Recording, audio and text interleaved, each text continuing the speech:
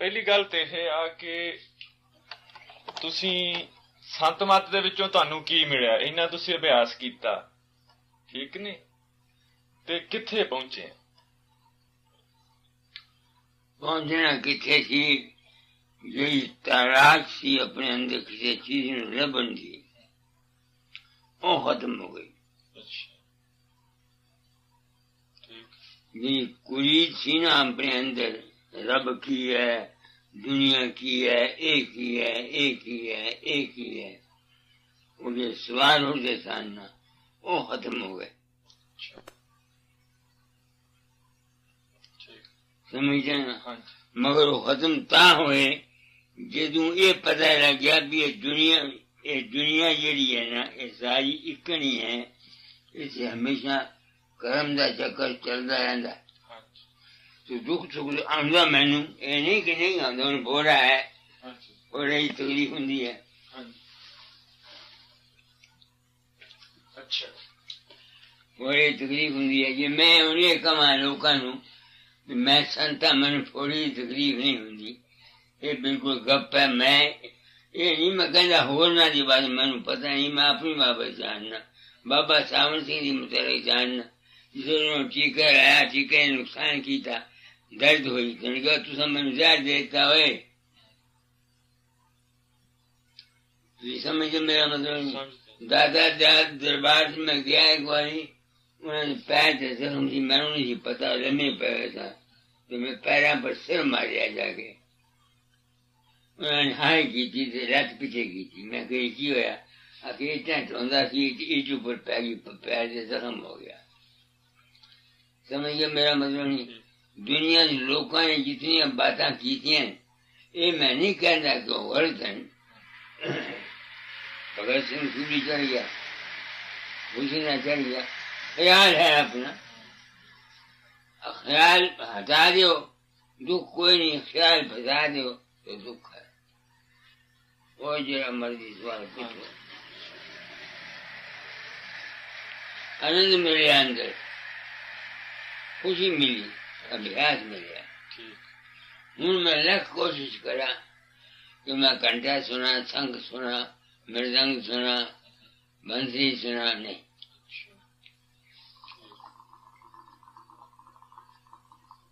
क्योंकि वो जी मंदिर सन जिसम पैरियां, वो तो संतां छुड़ातियां, ये जी मंदिया मंदिर सन, ये तुसा लोगों ने मेरी छुड़ातियां। जब मैं लोग कहने कि बाबा तेनू असी तेरी अखा चो दड़ी चो नूर निकलता असी देखने, तो मैं तो हुंदा नहीं, तो मैनू पता लग गया कि वो जो कुछ भी वो वेखदे वो उन्होंने अपना विश्वास है, अपनी श्रद्धा। मैनू तुहाडा राती 2 बारी सुपना आया, परसों आया जब तुसी कनेडा तो तुरना सी, मैनू सुपना आया तुहाडा, तो राती 2 बारी सुपना आया कि वो मन चो ये मैनू सत्संग चो मैनू ये ज्ञान मिल गया कि भी मन की खेड है, सारी आदा संस्कार हुंदा। राती मैनू अपने फादर का सुपना आया, कोई 15 साल जदों मैं आया उदों का, उदा मैनू फादर का कदे सुपना नहीं आया, वो मन के संस्कार मोहरे आए जाते। अच्छा, तो इस तो इलावा जो हजूर तुसी काम कीता, ये कदों दा कर रहे हैं? 7 बरस की उम्र से। नहीं, तलाश नहीं आह सत्संग दा ते नामदान दा? 1905 तो 1905 तो मैं पंथाई बनिया, नाम लिया। हाँ जी, नहीं गुरु ऐसे गुरु कदों दा? 1939 जब दादा दयाल ने चोड़ा छड्या, उससे पहले मैंने हुक्म सी। हाँ, और मैं सत्संग करांदा सी। अच्छा, 1919 तक, ठीक, 16 तो लगा के 1919 तक मैं सत्संग आप भी अभ्यास करता जी, सर किताबा भी जाता दादी पढ़ के सुना जरूर तो मैंने पता रहेगा लड़ाई भी मैं फंस गया, आप उस दादा मेरे अंदर प्रगट हुए, उन्होंने कहा इकन कर दे, अंदर प्रगट हुए या इदा सामने आए? सामने जिदा हुण आपां बैठे सामने मस्तक दे मस्तक इदा बाहर नहीं आए? बाहर नहीं, मस्तक हुई सामने। अच्छा, सामने इन्होंने कह दे अपना गोया बारी ना मारे, बदू अपना मुर्दे चौके रह जाएंगे। हाँ जी, अच्छा मैं कह देता हाँ जी। अभी बच गए अभी वो तो जगत का के बगदाद चले गए हाँ जी। उसे आदमी ने मैनू कट्ठे ने घेर लिया अपने से संज्ञा ने। हाँ जी। मैंने सिंहासन से बैठा के मेरी आरती करने लगे दीवे बाल के थे। मैं क्या भी गुरु महाराज से और मेरी क्यों आरती कर दी। उन्होंने आख्या प्राणी सन तकलीफ हुई तो हमने याद किया तुसी आए ऐ किया ऐ क्या ऐ किया सारू ये हो गया। मैं तो गया नहीं थी तदू मैंने होश आ गई। उस दिन के बाद मैं 1919 वाक्य आरती करने गया बड़ा 13,000 रुपये सामान लेके। उन्होंने फिर मन सब कुछ लिखा किताब तोहफा दरवेश लिखी और मैं फिर सत्संग नहीं कराया चुप हो गए क्योंकि मैं सोचा भी मैं तो झूठ बोलना नहीं थी जी मैं सत्संग कराया तो मैं सच्ची गल कह देनी है उत्थे दाता दादी समाधि दादा दादी ताम की किसी ने पैसा नहीं देना। मेरी गल सुनी बिल्कुल समझते इस वास्ते मैं सत्संग नहीं कराया मगर मेरे मेरी हुक्म सी 1939 चूल्हा छड़न का वेला कदू बता देती थी मैं I solemnly promise that I shall spread the truth throughout the world to the best of my ability and circumstances। और उस मेरे ख्याल का नतीजा यह है कि आशीष शर्मा मेरे कांटेक्ट आ गया मैं अमेरिका आ जाना थोड़े को आ जाना बाहर चला जाना कार्य होते फिरना। मैं किसी को नाम नहीं देता जिसने दूसरे आदमी नाम दे दे। किसे उन्होंने देता पहले 1922 तो पहले 10-15 आदमियों में मैं नाम देता चला 10-15 बस। फिर जब 1922 के बाद मैं नाम नहीं देता उसकी वजह ऐसी एक औरत जबलपुर तो अपने खत्म नाल तो 3 बच्चा नाल उजायपुर गई। मैं फिरोजपुर से मैंने क्या फिरोजपुर आई मैं बलीराम मकीम के यहाँ ठहर आई। वो त्रिकुटी से ब्यास कर दी लाल रंग से सूरज मैंने देख ली। तो मैं उसे मैंने क्या बिताता ये मुंडे मैंने अभ्यास नहीं करने दे पता ये थी अभ्यास नहीं करने दे तो मेरे कदमों को भी मेरी मर्जी की करे। खत्म मुदा 8 बजे सवेरे ड्यूटी से जाता रात में 9 बजे आता। मैं पूछा तेरी माँ है नहीं सस है नहीं जनान है नहीं कोई और है मत करने वाला कोई। उस वक्त मैं नहीं सोचा नहीं किया उसने मगर बड़ी नाम मकीन में क्या बड़ी नाम मेरी इल्म मैनू कहना है हाँ जी कि इस दा 3 बच्चे मर जाएंगे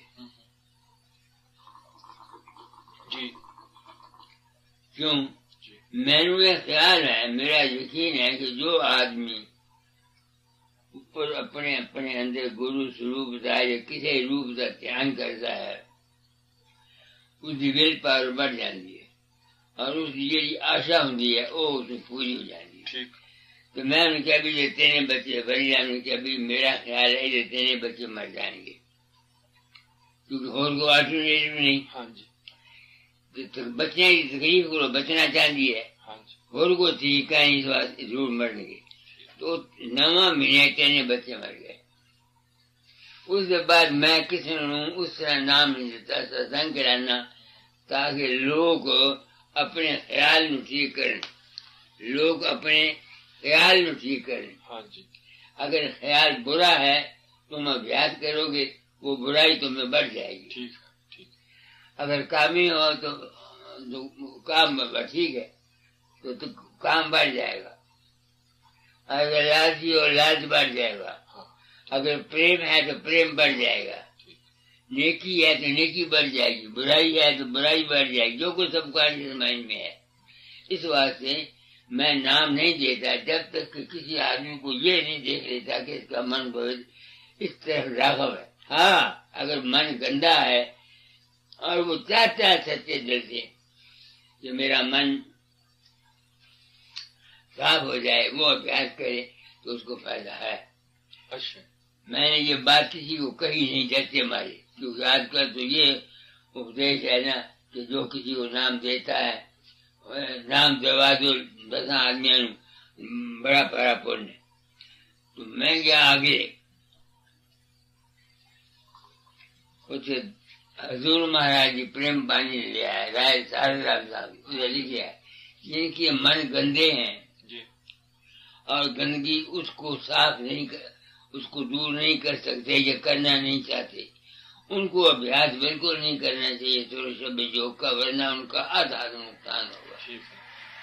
अच्छा महाराज जी, ਜਿਹੜੇ ਤੁਸੀਂ satsang ਕਰਾਏ, satsang ਕਰਾਉਨੇ ਆ, ਤੁਹਾਡੀ ਨਜ਼ਰ ਦੇ ਵਿੱਚ ਕੋਈ ਇਹੋ ਜਿਹਾ ਬੰਦਾ ਆਇਆ ਜਿਹਨੇ ਉਹਦੇ ਤੋਂ ਫਾਇਦਾ ਉਠਾਇਆ ਹੋਵੇ? ਮੈਂ ਨਹੀਂ ਸਮਝਿਆ। ਤੁਹਾਡੇ satsang ਕਰਾਉਂਦਿਆਂ ਨੂੰ 40-50 ਸਾਲ ਹੋ ਗਏ, ਤੁਹਾਡੇ ਸੰਪਰਕ ਦੇ ਵਿੱਚ ਕੋਈ ਇਹੋ ਜਿਹਾ ਮਨੁੱਖ ਬੰਦਾ ਆਇਆ ਜਿਹਨੇ ਪੂਰਾ ਫਾਇਦਾ ਉਠਾਇਆ ਹੋਵੇ, ਜਿੱਦਾਂ ਤੁਸੀਂ ਜਿਸ ਆਸ਼ਾ ਨੂੰ ਮੁੱਖ ਰੱਖ ਕੇ satsang ਕਰਾਉਨੇ ਆ, ਜਿਵੇਂ ਹੁਣ ਤੁਸੀਂ ਇੱਥੇ ਆਏ ਆ, ਅਮਰੀਕਾ ਗਏ ਆ, ਕਿਸੇ ਚੀਜ਼ ਨੂੰ ਮੁੱਖ ਰੱਖ ਕੇ ਆਏ ਹਨ? ਤੁਹਾਡੀ ਲਾਈਫ 'ਚ ਕੋਈ ਇਹੋ ਜਿਹਾ ਬੰਦੇ ਆਏ ਆ ਜਾਂ ਬੰਦਾ ਆਇਆ ਜਿਹਨੇ ਪੂਰਾ ਫਾਇਦਾ ਉਠਾਇਆ ਹੋਵੇ? ਮੈਂ ਤੈਨੂੰ ਦੋ ਫਾਇਦੇ ਦੱਸਣਾ ਭਈ, ਕਿਸੇ ਦੇ ਦਿਲ ਦੀ ਹਾਲਤ ਦਾ ਪੂਰਾ ਪਤਾ ਮੈਂ ਨਹੀਂ ਲਗਾ ਸਕਦਾ। ਇੱਕ ਗੱਲ ਚੋਂ ਗੱਲ, ਫਿਰ ਜਿਹੜਾ ਕਿਤਾਬਾਂ ਦੇ ਵਿੱਚ ਲਿਖਿਆ ਜਾਂ ਗ੍ਰੰਥ ਸਾਹਿਬ ਦੇ ਵਿੱਚ ਲਿਖਿਆ ਕਿ ਸੰਤ ਅੰਤਰਜਾਮੀ ਹੁੰਦੇ ਆ, ਇਹ ਰੌਚਕ ਗੱਲ ਹੈ? ਅੰਤਰਜਾਮੀ ਦੇ ਮੈਨੇ ਇਹ ਹੁੰਦੇ ਨੇ, ਆਲੂ ਨਹੀਂ ਪਾਉਣਾ, ਇਹ ਠੀਕ ਹੈ ਕਿ ਬਾਜ਼ੇ ਵਕਤ ਆਦਮੀ ਮੇਰੇ ਸਾਹਮਣੇ ਆਉਂਦਾ ਤਾਂ ਉਸ ਦੇ ਦਿਲ ਦੇ ਭਾਵ ਨੂੰ ਮੈਂ ਸਮਝ ਜਾਂਦਾ। ਹਾਂਜੀ, उसਨੂੰ कहते हैं इंट्यूशन। ठीक। दूसरे दिल के भाव और लोग ये समझते कि बाबे ने मेरे ही सवाल का जवाब दिया, लोग ये समझे। पर जिस तक मेरा ख्याल है, मैं धर्म ना कहना, मैनू पता नहीं होता कि इस आदमी का यह सवाल सी। हाँ ठीक। सो ਜਿਹੜਾ ਆਹ ਪ੍ਰੋਪੋਗੰਡਾ ਕਰਦੇ ਆ ਕਿ ਗੁਰੂ ਬਿਆਸ ਬੈਠਾ ਜਾਂ ਗੁਰੂ ਗੋਬਿੰਦ ਸਿੰਘ ਲੈ ਲਓ, ਕਿਸੇ ਨੂੰ ਵੀ ਲੈ ਲਓ, ਸਾਰੇ ਦੁਨੀਆ ਦੇ ਇਕੱਲੇ ਇਕੱਲੇ ਜੀ ਦੀ ਹਾਲਤ ਜਾਣਦਾ, ਉਹ ਬਾਹਰ ਦਾ ਗੁਰੂ ਨਹੀਂ ਹੈ। ਇਹ ਬਿਲਕੁਲ, ਉਹ ਜਿਹੜਾ ਅੰਦਰ ਤੁਹਾਡਾ ਪ੍ਰੇਰਕ ਹੈ, ਬਿਲਕੁਲ ਝੂਠ ਹੈ, ਮੈਂ ਨਹੀਂ ਮੰਨਦਾ। ਜਿਹੜਾ ਅੰਦਰਲਾ ਪ੍ਰੇਰਕ ਅੰਤਰਜਾਮੀ ਉਹ ਆ, ਉਹ ਹੈ ਅੰਦਰ ਦਾ ਪ੍ਰੇਰਕ ਜਿਹੜਾ।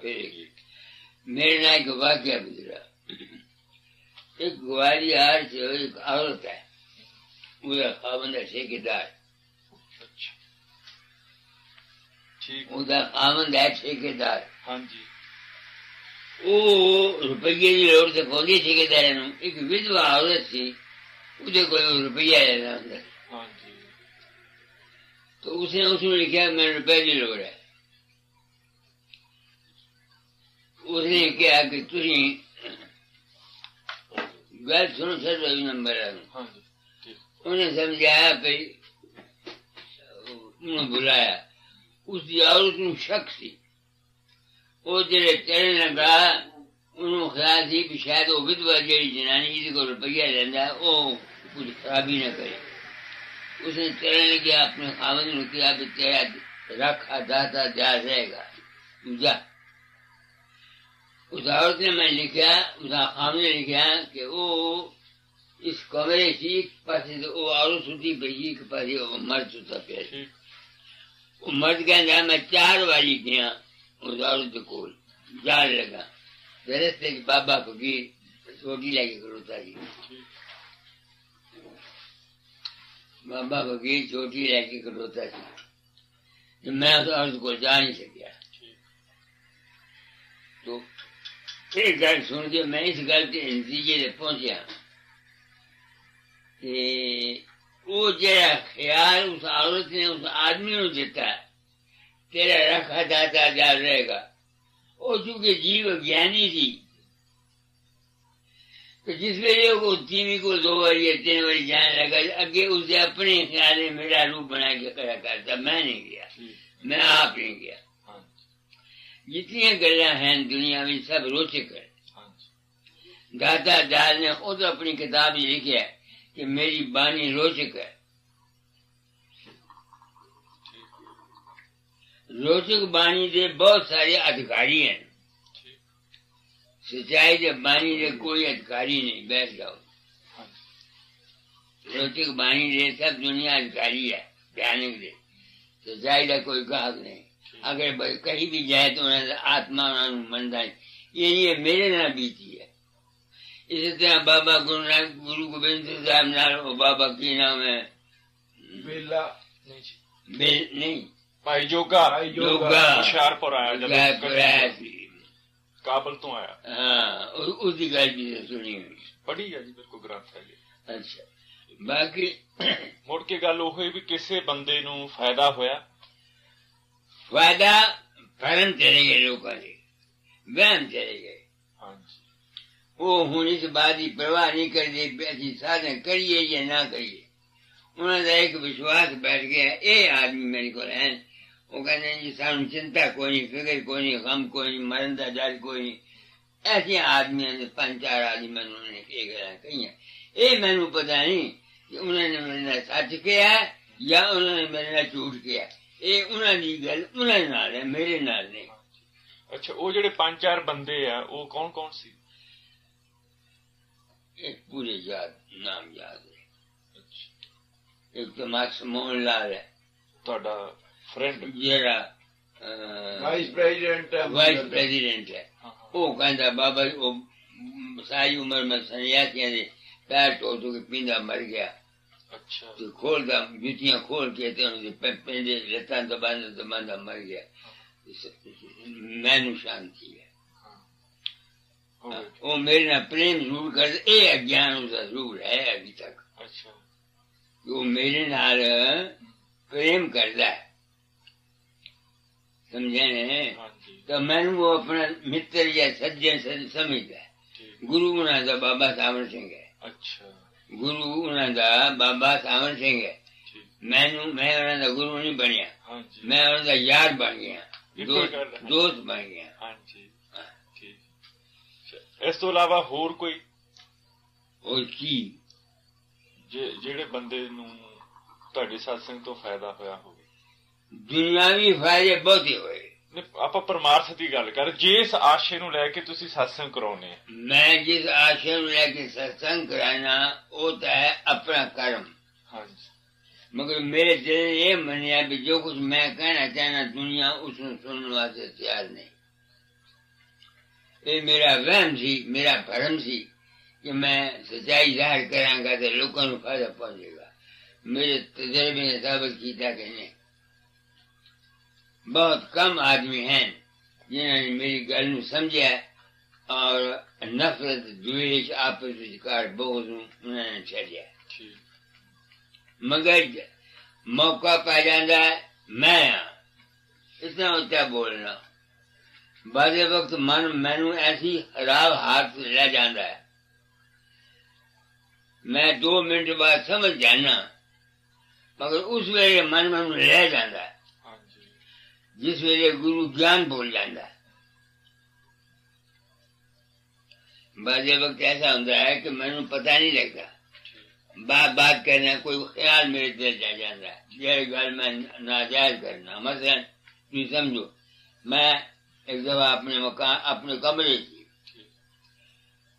कोठे से उतो मैनू जरूरत सी टीका लगवान दी या कुछ पूछन दी डॉक्टर को तो मैं आवाज मारी आदमी नू मैं क्या डॉक्टर को मेरे को आवे तो मेरे नाल पंडित वाइस प्रेसिडेंट जी मोहनलाल खड़ा।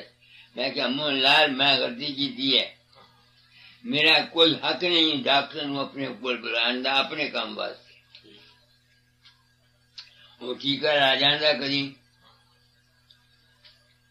उसमें मैं आने लगे इस पिछले साल 30 रुपए देते 30 रुपये अपने पास देते कि मेरा कोई हक नहीं है कि उन्होंने एक कर कहा कि मैनू आके टीका लावे। मैं तुहाडे कोल आया तुहानू मैं $25 देते। क्यों देते? मैं समझा भी मैं आया इन्होंने तकलीफ देती है रोटी खावांगा कुछ करांगा ताकि मेरा कर्जा उतर जाए। तुसी अमीर तो हो नहीं तुसी अमीर आदमी माफ करना मेरी गल भाई तुसी अमीर आदमी हो बड़े गरीब आदमी समझे, मतलब मैंने अपने 2 मियाँ बीवी कमाई कर दो, 4 पैसे कमा दो, अपना पेट पाल दो, इस वास्ते जरा बोझ मैं तुम पाना थी वो पैसे तुम मैं देते। तो मेरा अपना असूल जरा है जिंदगी का वो ये है, बाप की कमाई मैं नहीं खादी, लड़के की कमाई मैं नहीं खादी ना, सिर्फ कटने वाले हैं वो भेज दे, मैंने 200 रुपये महीना या दरोगा दास 40 रुपये महीना भेज दिंदा, वो मर गया वसीयत कर गया 70 रुपये दिंदा सी, 30 मंदिर वास्ते 40 मैनू 40 और रहना 200 और रहना 240। लड़का जरा वो हर अपनी भैन का खर्च भेजदा, वो को मैं नहीं करिए, असूल है जिंदगी का। मगर इन्हें मैंने ये नहीं कि सारे वही असूल करना चाहिए, हर एक के हालात अलग हैं, हर एक के सर्कमस्टेंसेस हालात वाकयात अलग हैं। मगर मैं इस हक विच हां कि अगर एक बाप दे को रुपया है अपना, उसका कोई हक नहीं कि लड़की को मंगे कुछ ही ना। लड़का अगर कोई 2 पैसे 4 पैसे दे देता तो वो वर्त रहे तो कोई हक नहीं, उसका हक नहीं कि उम्मीद रखे, नहीं है तो लड़के का हक है कि बाप की रोटी का, बाप के कपड़े का और बाप की रिहाइश का आराम का ख्याल रखिए। मगर अगर बाप ये चाहे कि मैं शराब पीनी है या मैं सिनेमा देखना है तो वो गलती थी है। मेरा अपना मैं ऐसा समझना। अच्छा, एक होर गल है जी, जेड़ा सानू आह हुण लाइफ मिली आ, हाँ तुसी भी जोड़े चाहे असी भी सारे मनुखा दे बैठे हैं, इहदी लाइफ दा पर्पस की है? किताबां दी गल नहीं मैं करदा, किताबां च तां अड्ड गल्लां लिखियां, सच्ची गल पुछना, बिल्कुल हाँ जी, सच्ची गल पुछना। ये कुदरती खेल है, मैंने इस राज का पता नहीं लगा। जिंदगी एक एनर्जी है, जो मैं समझाओ तुम दसना, पता नहीं मैं सच्चा कि झूठा, मैं जो समझा एनर्जी है। जिस तरह बिजली एक एनर्जी है, बिजली में 3 चीजें हैं, एक रेजिस्टेंस, एक करंट, एक ईएमएफ। जानते हो साइंस पढ़ी है ना। जेड़ा मालिक है असली चीज है वो है ईएमएफ, बिजली। इसी तरह इस दुनिया के विचकार एक भंडार है जेड़ा ईएमएफ है, और एक ईएमएफ है। हाँ जी, संतां दा मालिक वो ईएमएफ है, उसनू सत लोग कह देंगे, या सचखंड, सतखंड कह देंगे, सतनाम कुछ कह देंगे। उसदे विचों एक करंट निकलती है, जेड़ी करंट दुनिया बनाती है। किन्ने ही ब्रह्मंड हैं, किन्ने ही सूरज हैं, किन्ने ही लोग हैं जिन्हां दा कोई अंत नहीं मिलता। यही गुरु नानक साहब ने अपनी बाणी किया, लख पताला पताल, लख आकाशा आकाश, और पाल थके, ऐसी ऐसी बाणी है कोई है। अच्छा, इसी तरह ही वो एक भंडार है, उसदे विचों उसदी जेड़ी करंट है वो निकलती है, वो इस दुनिया में बनाती है।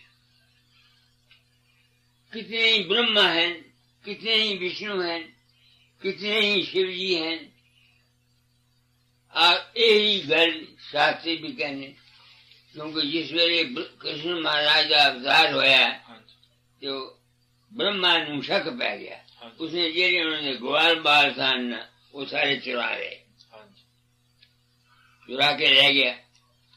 हुण ब्रह्मा का एक दिन 101 साल बराबर है, एक लिखिया किताबां। तो कृष्ण ने दूसरे बैल बना ले, मुड़ के आया, उसने देखा, वो फिर गया विष्णु महाराज को, ये लिखे किताब उसको द्वार पर आया, अगर तू कौन है? मैं ब्रह्मा। अगर तू ब्रह्मा केड़े देश का है? तो मतलब उठो ये साबित होया कि अनेक ब्रह्मा हैं, अनेक विष्णु हैं, अनेक खंड हैं, अनेक जमीना हैं, और पाल सके और की को जात, एक तत्व है हमारे जिस्म में। वो तत्व है प्रकाश का, उसका तत्व का जहूर शब्द और प्रकाश है। वो जो एलिमेंट है, सबसे एनर्जी, वो जब जहूर में आती है तो एक प्रकाश होता है और एक शब्द होता है। क्योंकि जहाँ हरकत होती है वहाँ प्रकाश और लाइट का होना साइंस के मुताबिक जरूरी है। तो उस प्रकाश का हिस्सा जब हमारे शरीर में आता है तो मन, चित्त, बुद्ध, अहंकार पैदा होते हैं। समझते हैं? उस मन, चित्त, बुद्ध, अहंकार में एक मैं आ जाती है। तो एक जिस्म की मैं है, एक मन की मैं है, एक आत्मा की मैं है, एक सूरत की मैं है। मेरी जो तीन मैं है निचली, उसका तो मुझको पेट मिल गया और मैं अपने आप को बचा भी सकता हूं तो मैं से। मगर जो चौथी मैं है सूरत की, वो अभी तक मुझसे नहीं गई। कोशिश करता हूं, अगर वो चली जाएगी फिर तुमसे बोलूंगा नहीं, फिर ये काम नहीं करूंगा। हाँ मैं दीर्घ रोग, सुने ना? हाँ मैं दीर्घ रोग। तो मेरी हाँ मैं जिस्म की और मन की और आत्मा की तीनों है तो सही, मगर उनको मैं जानता हूं, तंग नहीं करती। मगर जो सूरज की मैं है वो मेरी अभी नहीं मरी। अब जिस दिन वो मर गई फिर आपसे बात नहीं करूंगा। फिर मुझे क्या जरूरत है उपदेश करने की या उपदेश सुनने की? रात कल दोपहर को मैं सोया हुआ था यहाँ, तो हमने क्या हो रहा था, तो मैंने कहा भाई जिनको सत्संग सुनने का शौक है वो भी अधूरे हैं, जिनको सत्संग कराते हैं वो भी अधूरे हैं। पूरा वो है जो ना सत्संग सुनने की ख्वाहिश रखता है ना सत्संग कराने की ख्वाहिश करता है। खामोश। कुछ और पूछना पूछ दे, बस सोच सोच के पूछ।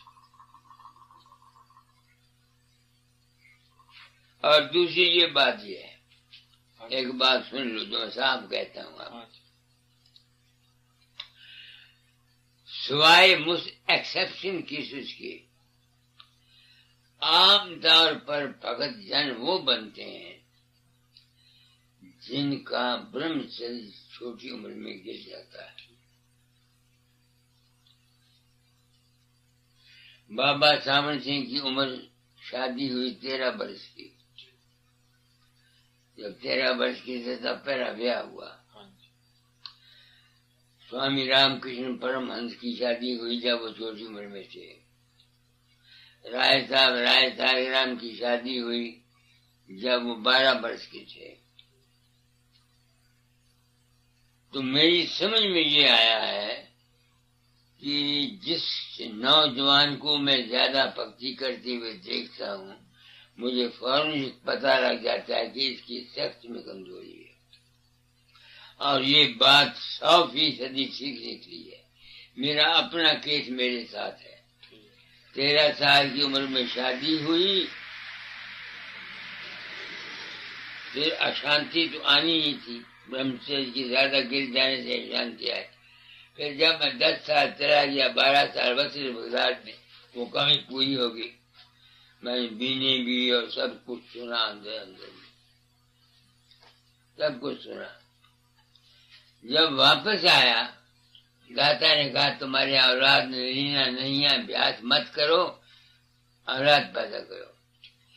मेरे में मैंने अभ्यास में आदत पड़ी हुई थी, अभ्यास भी करता रहा और विषय में भी पता। अगर तो औरत के पास सिर्फ जाता औलाद के लिए तो मुझे तकलीफ न होती, मैं तो स्वाद में फंस गया। वो जो मेरी शांति थी 12 साल जो मैंने अटेंड की थी, वो खत्म हो गई जी। फिर मैं रोया करता है क्या हो गया मुझको। फिर एक दिन मैं प्रार्थना करने लगा, तंबूला लेके बेहोश हो गया। अंदर से आवाज आई कि ये नुक्सा तुम। फिर मैं 26 साल तक मैं मेरी वाइफ रही, वाइफ मेरी ने मदद की। हम 26 साल तक औरत और मर्द बन के नहीं रहे। अब 16 साल 17 साल 18 उसको मरी हुई को हो गए हैं। तो मैं मेरे अपने ख्याल में ये है कि इंसान के बचपन के कैरेक्टर को अगर ठीक कर दिया जाए तो वो बहुत हद तक इस दुनिया की तकलीफों से बच सकता है। मानसिक और शारीरिक जो हिलचल होती है इससे बच सकता है। मेरा अपना तजर्बा ये है। इस वास्ते मेरे पास जितने नौजवान जोड़े आते हैं उनको मैं ये कहता हूँ कि औलाद को औलाद के ख्याल से पैदा करो, विषय विकार के लिए मत करो। एक दूसरे अपने ब्रह्मचर्य का ख्याल रखो, जिससे अपने फर्ज और अपनी ड्यूटी, जब तजर्बा दुनिया का हो जाएगा इस दुनिया में सुख नहीं है फिर इस तरफ आना। इससे पहले अगर तुम आओगे, तुम्हारी जिंदगी, आजकल इन गुरुओं ने बहुत जुल्म किया है। 10-10 साल के बच्चों को नाम दे दिया, अब उनको कह दिया तुमने शराब नहीं खाना, मांस नहीं खाना। बहुत अच्छा। मैंने कितने घराने देखे हैं जहाँ ये तबाही आ गई, चोरी खाते, औरतों और खादनों की बनी नहीं, क्योंकि खावत शराब पीते थे, मांस खाते थे, नहीं समझ में आई, औरतें दुखी रहती थी। मेरे सामने कई केस आते हैं।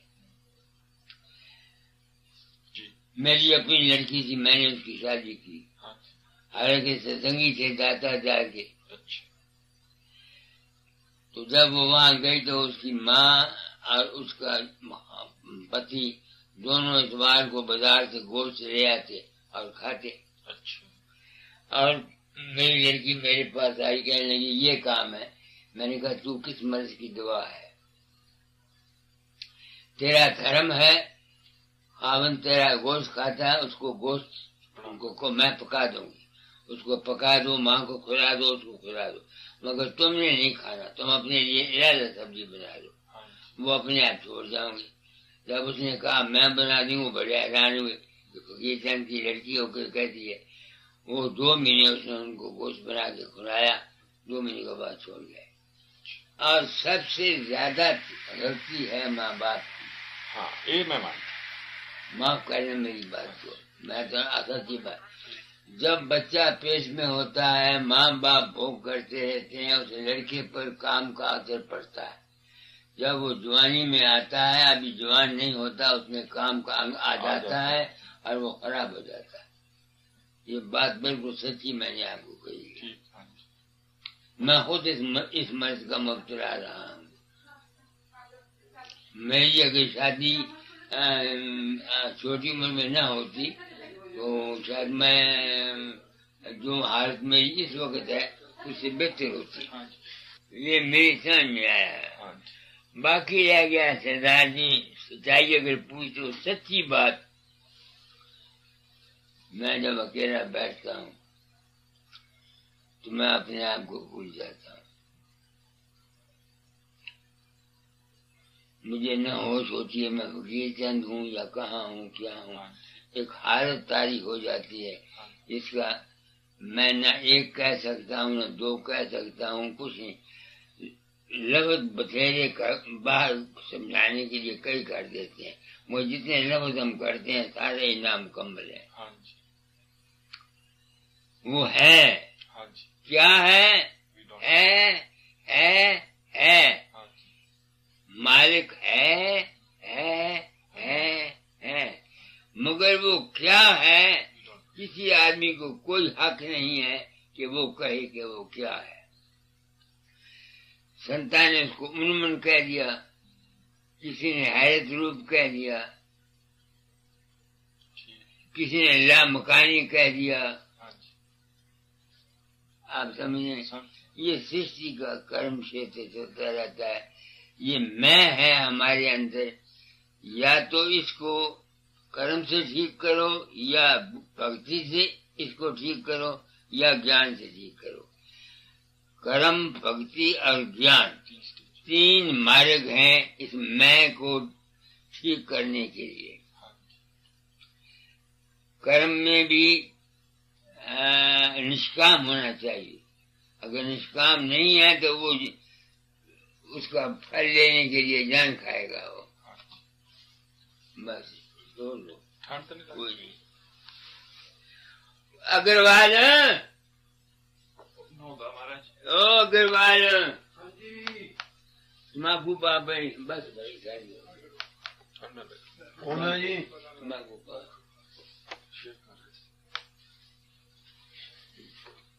मेरा अपना ये ख्याल है, मैंने जो समझा आपको बता दिया। और धर्म से पूछते हो, मेरे हाथ में मुझको मरते दबा आग न मिले। उस प्रभु की लीला को मैं तो बेखौफी से कहूंगा, न कबीर को पता लगाए, न राधा स्वामी को, न नानक को, न किसी को, कोई जान नहीं सकता कि वो क्या है। सच्ची बात है, जितनी जितनी जिसकी बुद्धि थी उतनी उतनी वो कह गया। असल में क्या है कुछ पता नहीं, बोलने की जरूरत नहीं, खामोशी के सिवा और कोई चारा नहीं। Silence in the beginning and silence in the and, कोई कुछ नहीं कह सकता। तो इसलिए मैं ये सोचता हूँ कि जब तक जिंदगी है इसको खुशी से गुजारो, उसकी मौज है। हाँ मैं करने से हाय, दुख हाय करने से हाय का क्या बनेगा? जो हो रहा है हो रहा है, किसी को क्या पता। मैंने ऐसा समझा। किसी को कबीर का भी एक शब्द है, कर्म गत चारे नारे चले।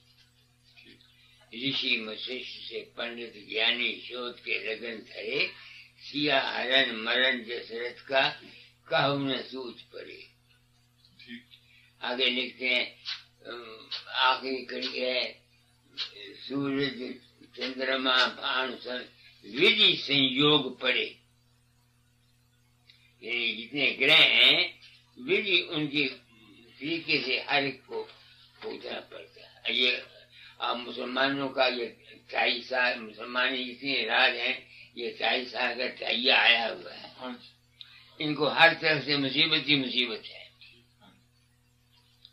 एक गल हो रही महाराज, सानू ये ख्याल दिता गया गुरबाणी विच, संतां दी बाणी दे विच भी कि जीव आउंदा जांदा है। हाँ जी, ठीक है। आउंदा ते असी जन्म सारिਆਂ ने लिया और शरीर दा अंत हुंदे भी असी सारे देखते। वाकई ही आउंदा जांदा। हाँ। पिछला जन्म है, पिछला जन्म और अगला भी है। अगले भी है। इसका प्रूफ है कोई? इसका प्रूफ मेरे तजर्बे जी गल है, ये कहना ਤੁਹਾਡੇ पर्सनल तजर्बे। पर्सनल से मेरी लड़की प्रेम प्यारी कुएते में थी, तो मैंने अपनी बड़ी लड़की को 40 तोले सोना और बड़ा फारा दाज दिया। इस लड़की को मैंने सिर्फ 1500 में शादी कर दी, 5 तोले सोना दिया। कोटे चली गई, बीमार हो गई। जब जाने लगी तो मेरी औरत ने मेरे साथ झगड़ा किया कि ये तुमने क्या किया, जब उसको इतना दिया तो इस लड़की को क्यों तुमने थोड़ा दिया? कुछ भी नहीं दिया।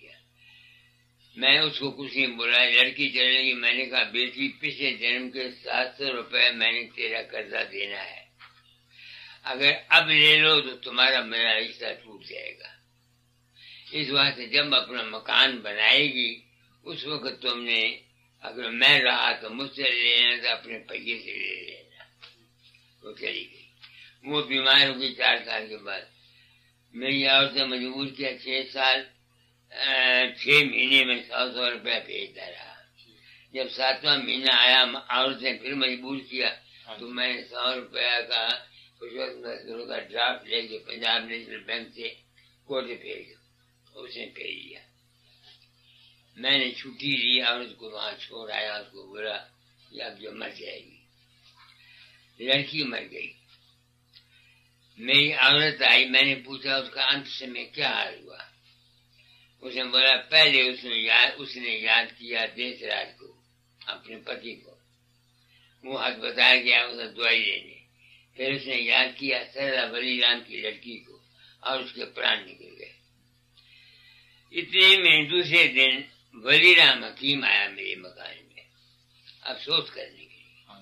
मैंने कहा बलीराम काहे को अफसोस करता है, तेरे घर में लड़की आएगी। कहेंगे मेरे घर में कैसे? मगर तेरी लड़की के सरला के आएगी। कहने कैसे? मैंने कहा उसने आखिरी दम पर सरला को याद किया था। अंत मता सोगता। तो उसने बोला लड़की को तो चौथा महीना है। मैं कहा रू जो है चौथे महीने आती है, जिसमें बन जाता है पेट में तो फिर सुरत आती है। चौथी चीज सुरत या चौथी चीज वो चौथे महीने। हाँ, वो चौथे महीने आती है। मगर चूंकि मेरी लड़की को ससुराल में जहर दिया गया था, उसकी सास ने दाद नहीं मिला था, इसको इस जन्म में ससुराल से तकलीफ होगी, सुखी नहीं होगी। वो लड़की पूर्णिमा उसका नाम था, एमए पढ़ी, उसकी शादी हुई, 4 साल के बाद पति मर गया। जो कुछ मेरा इंजाम था वो ठीक निकला। दूसरी मिसाल मेरे पास सबूत ये है कि मेरी माँ मुझे हमेशा कहा करती थी बच्चा मैं औरत का जन्म नहीं लूंगी, औरत के जन्म में बड़ा दुख है, मैं लूंगी नहीं। तू भगत बन गया, मैं भी तर जाऊंगी तेरे पास से। अब वो प्लेग से मर गई। हम दोनों थे भाई बगदाद में, मेरे भाई की औरत थी वहां। बाप ने चिट्ठी लिखी, अंत समय उसने याद किया मुझको और मेरे भाई को और कहा कि जैसे 2 लड़के मेरे थे ऐसे हर एक के 2 लड़के होंगे। तो ये चिट्ठी मेरे बाप ने मुझको लिखी। तो मैंने उसको बोला कि तेरे घर में माँ आएगी लड़का बन के, और उसके घर में लड़का बन के माँ आई। वो लड़का अब तक भी इसका बड़ा भाई, ये रवि जो आता है इसका जो बड़ा भाई है वो। तो तब से मुझे यकीन हो गया कि आवागमन है। मैं किताबों की आशा, एक तो ये बात है, दूसरी ये है कि सब संत मानते हैं, जैन मानते हैं, बुद्ध मानते हैं, हिंदू मानते, सब मानते हैं कि आवागमन है और आवागमन है भी। ते आउंदी जांदी केड़ी चीज है महाराज? आत्मा या मन? आत्मा। आत्मा सुरत आती जाती, सुरत आती जाती। शरीर तो अलग हो ही जाता, शरीर तो खत्म हो जाता, जी चीज खत्म हो जाता है, संस्कार रहता है मन का संस्कार रहता सुरत दे नाल। ताइयों सुरत हैगी रहिंदी, जिद्दां तुसीं राती सत्संग च कहा सी, सुरत दे उपर मन दे संस्कार पै रहिंदे। हां जी, ओहो ही फिर आउंदी जांदी। और कोई सवाल करना हो कर लो। हां जी, तुसीं कहंदे जी कोई पुछ लो। ਤੁਸੀਂ ਮੈਂ ਤੇ ਇੱਕ ਜਿਹੜੇ ਸੰਤ ਮਹਾਤਮਾ ਅੰਦਰ ਜਾਂਦੇ ਨਾ ਰੂਹਾਨੀ ਅੰਦਰ, ਤੇ ਇੱਕ ਦੂਸਰੇ ਸੰਤ ਮਹਾਤਮਾ ਦਾ ਇਹਨਾਂ ਨੂੰ ਦਿਸਦਾ ਹੁੰਦਾ, ਪਤਾ ਹੁੰਦਾ। ਹਾਂਜੀ, ਕੀ ਬਾਤ ਹੈ? ਮੈਂ ਦੱਸਦਾ ਮਹਾਰਾਜ। ਇਹ ਗਿਆਨੀ ਜੀ ਨੇ ਸਵਾਲ ਕੀਤਾ ਕਿ ਜਿਵੇਂ ਤੁਸੀਂ ਸੰਤ ਹੋ ਗਏ ਹੈਗੇ ਆ, ਜਿਹੜੇ ਸੰਤ ਅੰਦਰ ਜਾਂਦੇ ਆ, ਜਿਨ੍ਹਾਂ ਦੀ ਸੁਰਤਾਂਤਰ ਮੁਖ ਹੁੰਦੀ ਆ, ਉਹਨਾਂ ਨੂੰ ਪਤਾ ਲੱਗ ਜਾਂਦਾ ਕਿ ਦੂਜਾ ਸੰਤ ਵੀ ਇਸ ਸਟੇਜ ਤੇ ਪਹੁੰਚਾ ਜਾਂ ਉਹ ਵੀ ਅੰਦਰ ਇਸ स्टेज ਤੇ चले जाए। नहीं, जब तक उसके हालात और वाक़यात न देखेंगे, अखी ना देख। हाँ जी, आप समझे मुझे? ਇਹ ਤਾਂ ਪੁੱਛਦੇ ਕਰਕੇ ਇਹਨਾਂ ਨੂੰ ਇਹ ਖਿਆਲ ਦਿੱਤਾ ਗਿਆ ਕਿ ਸਤਲੋਕ ਦੇ ਵਿੱਚ ਜਾਂ ਤਰਕੂਟੀ ਦੇ ਵਿੱਚ ਰੂਹਾਂ ਹੁੰਦੀਆਂ। ਹਾਂਜੀ, ਹੁੰਦੀਆਂ, ਤੇ ਜਿਹੜੇ ਉੱਥੇ ਮਿਲਾਪ ਹੁੰਦਾ ਉਹਨਾਂ ਦਾ ਆਪਸ ਵਿੱਚ। मगर वो रूहें एक दूसरे को पहचान नहीं सकती। आप देखो, तुम्हारे जिस्म में रेड कॉर्पोरस और व्हाइट कॉर्पोरस है। हाँ जी, ठीक है। खून के अंदर रेड कॉर्पुलस और व्हाइट कॉर्पुलस है कि नहीं? अगर ये रेड कॉर्पुलस ना हो, खून पानी हो जाएगा और आदमी मर जाएगा। तो हमारी जिस्मानी जिंदगी के हंस कौन है? रेड कॉर्पुलस। इस तरह मन के अंदर अगर थिंकिंग नहीं है तो मन नहीं है। समझ गए? ऐसे ही रूहानी दुनिया में सिर्फ अणु होते हैं रोशनी के, मगर वहां ये शक्ल नहीं होती उनकी। जिस तरह सूरज की किरण की शक्ति होती है, गोलाकार होते हैं वो अगर वहां ना हो तो सच लोग उसको नहीं कह सकते। नहीं समझ में? उनको हंस कहते हैं। वही साढ़े अंदर है। वो हमारे जिस्म में, खून में रेड कॉर्पुलस और वो है। मन के अंदर अनुभव है, आत्मा के अंदर रोशनी की किरणें। एक मुसलमान फकीर मेरे सत्संग में आया करता था, कादरी साहब। उसने कहा मैं अपने अंदर गया, बड़ी भारी रोशनी में, वहां हजरत मोहम्मद थे, दाता दयाल थे और मैं भी था और मेरा नाम भी लिया और दूसरे महापुरुष भी थे। तो मैंने उसको सत्संग में कहा कि मैं नहीं था। जब मैं नहीं था जो कुछ उसने देखा वो भी नहीं था, कल्पना, वो उसकी अपनी कल्पना, उसका अपना बनाया हुआ था। अनुभव विश्वास भी हो गया कि मन जो कुछ मर्जी बना ले। ਇਹ ਮੈਨੂੰ ਅਨੁਭਵ ਹੋ ਗਿਆ। ਮਨ ਡਰਾਮਾ ਚੀਜ਼ਾਂ ਰਚਦਾ ਰਹਿੰਦਾ, ਸ੍ਰਿਸ਼ਟੀ ਪੈਦਾ ਹੁੰਦੀ ਰਹਿੰਦੀ ਹੈ, ਖਤਮ ਹੁੰਦੀ ਰਹਿੰਦੀ, ਰਚਦੀ ਰਹਿੰਦੀ। ਇਹਦੇ ਚੋਂ ਨਿਕਲਿਆ ਕਿਵੇਂ ਜਾਵੇ?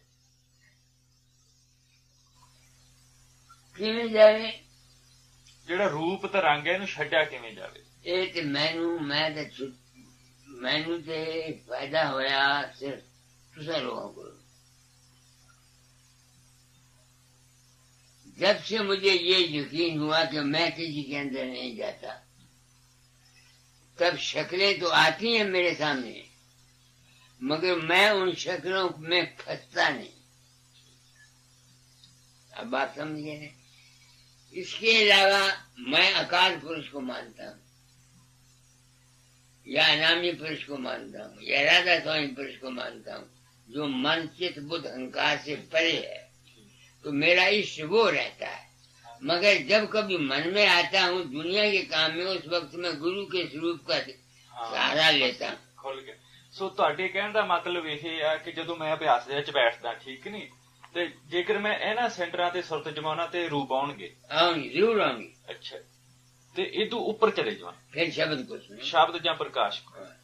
ਤੇ ਇੱਥੇ ਤੇ ਜਿਵੇਂ ਜਾਗਰਤ ਅਵਸਥਾ ਚ ਤੇ ਹੋਣਾ ਹੀ ਆ, ਇਹ ਤੇ रहेंगे, ठीक है, कोई रोक नहीं सकता है। ना रोकने की लोड़ है।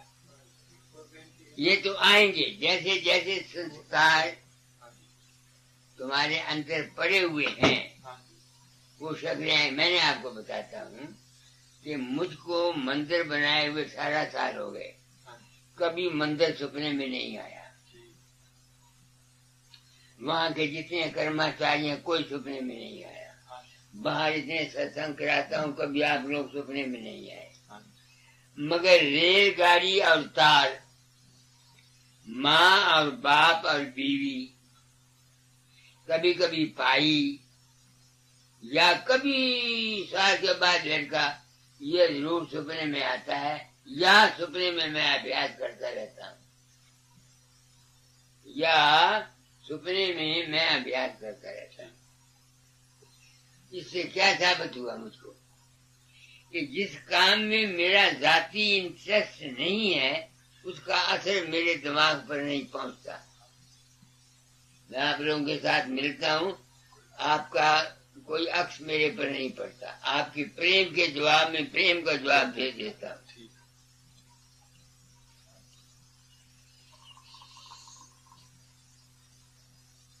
अब ये ख्वाहिश मेरी अभी बाकी है कि जब मैं शरीर से निकल जाऊं फिर कुदरत मुझको मौका दे कि मैं कुछ दुनिया को बता सकूं कि मेरा किसी तरीके से कि मैं कोई मेरा क्या अंजाम हुआ।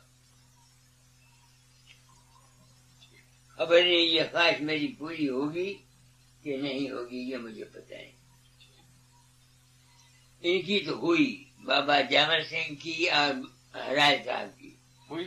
हाँ, वो तो जब गुजर गए सारा मकान रोशन रहा कितनी देर तक। अच्छा जी। हाँ जी। और बाबा जामर सिंह जब गुजरा तो आवाज सारे कमरे में मौजूद रही, जब उस कमरे में आता रहा जब तक उसकी लाश को उठाया नहीं गया। ये किताबों में लिखा हुआ है, हमने देखा नहीं। दादा दयाल थे, इनको बवासीर थी, इसी उम्र में इनको बवासीर की तकलीफ हुई। फिर ये दूध से इन्होंने उस तरह लेकर सिर से लेके पांव तक जितने बाल थे सारे उतरवा दिए। अच्छा। और दूध से नहाए सुबह। दूध से नहाने के बाद शाम को अंदर चले गए। नंदू सिंह की ड्यूटी लगा दी कि कोई आदमी अंदर ना आए। नंदू सिंह ने मुझे कहा कि मैंने इतना देखा, घंटे 2 घंटे के बाद उनके जिस्म को हाथ लगाया तो गर्म था, 4-5 घंटे के बाद जिस्म को हाथ लगाया तो कुछ नहीं, ठंडा था, कुछ नहीं था। बीमार नहीं हुए?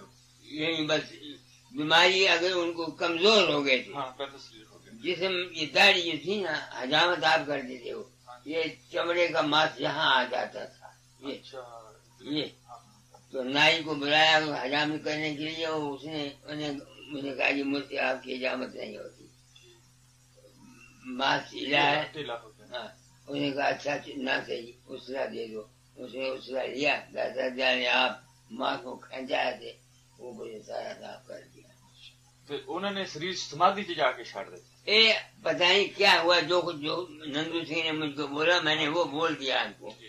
फिर सुबह उन्होंने दूध मंगवाया, दूध से नहाए। एक दिन पहले अपने जिस्म को सारे को उससे से जिस कोई बाल भी, सिर भी और सब कुछ सब बाल उतरवा दिए। दूसरे दिन वो दूध से नहाए। जब शाम हुई कहने लगे अब मैं जाता हूँ, अपने कमरे में लेटता हूँ, मुझे कोई जगाए ना, तुम बाहर कोई अंदर ना आए। तो नहीं लोग आना चाहते थे। बस फिर वो गए। उसने नंदू सिंह की जुबानी मैंने कह रहा हूँ कि अंत में उन्हें न हाय की, न हूँ की, न ही की, न कुछ नहीं। सिर्फ 2 दफा मैं गया तो मैंने उनके हाथ देखा, जिस्म को लगाया तो जिस्म गर्म था।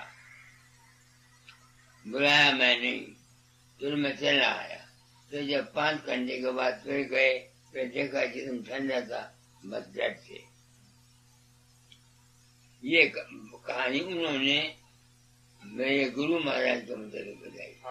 और उनकी बाबत ये ख्याल था मुझे उन्होंने चिट्ठी लिखी थी मरने से 6 दिन पहले, दादा दयाल ने। हाँ, उसमें बहुत कुछ लिखा। उसमें एक शब्द था, अब समझ ले बूढ़ा हुआ तेरा पीर। अब समझ ले बूढ़ा हुआ तेरा पीर। ऊपर लिखा हुआ था रात को नींद नहीं आई, ऐसा लगा। तो मैंने छुट्टी के वजह से अर्जी की। रात को सुबह 4 बजे मुझे किसी ने कहा कि दादा जान का चोला छूट गया है। सपने में सुबह मेरी और सोई हुई थी। मैंने उसको बोला, मैंने कहा भगवान ऐसा सपना आया। हाँ जी। तो मेरी और ने कहा, हाँ, साथ ही मैंने क्या देखा कि 6-7 मील। हाँ जी, ठीक। यही बड़ा बड़ा एक गोला रोशनी का ऊपर से मेरे दिमाग में आया। हाँ जी, ठीक। यहाँ, हाँ जी, वो सारी रोशनी सारी मेरे अंदर आ गई। हाँ जी। और एक नगीना किसी ने मुझे पेश किया, तरह तरह के उसमें रंग थे। हाँ जी। तो मैंने घबरा के उठ के अपने और को कहा कि मैंने सपना ये देखा है। हाँ जी। मेरी औरत ने कहा कि जिस आदमी के सपने की मौत का पता लगे उसकी उम्र लंबी होती है। अच्छा। तो मैंने चिट्ठी में यही लिख दिया दाता को कि आपकी चिट्ठी पहुंची, मैंने छुट्टी के लिए 10 दिन के लिए अप्लाई किया हुआ है, जब आएगी मैं हजूर की खिदमत में हाजिर होऊंगा। तो मुझे ये सपना आया है, आप अभी कुछ दिन और बाकी रहेंगे, ऐसा लिखा मैंने। तीसरे दिन मेरे पास चिट्ठी आ गई कि दाता चोरा छोड़ गए। और फिर दुनिया का हिसाब बताओ, तुमको पता नहीं सरदार जी, दुनिया में गुरु मत्ती का जब चीज है। जो उनका भतीजा था वो तो बन गया मालिक, एक और को बना लिया, उसको बना लिया स्वामी। आप गुरु बन बैठा, मुझे चिट्ठी आई। मैंने कहा संत मत की तालीम न तुम्हारे पास है न किसी और गुरु के पास है। काम तुम्हारी है, आमदन तुम्हारी है, मुझे पैसे की जरूरत नहीं, तालीम मैं फैलाऊंगा, मेरे जिम्मे ड्यूटी है, किताबों में लिखा हुआ है। तुमने पैसे के लिए मालिक बने हो, पैसे के लिए स्वामी बने हो, तुम जो मर्जी चाहे साहब जी महाराज बनो या स्वामी जी बनो या जो तुम्हारी मर्जी बनो, ये जो तालीम है, ये सजाई जो है, ये मैं अपनी जिंदगी में जाहिर करके जाऊंगा। मामा कोई सुने या न सुने। उसका की नाम सी महाराज? उनके भतीजा था उनका राम किशोर सिंह। राम किशोर सिंह। तो दाता दयाल दादा कोई लड़का नहीं सी? ना, लड़कियां नहीं। 6 साल तो उन्होंने कोई गृहस्थ होगा। अच्छा। बाकी फिर शादी नहीं किया।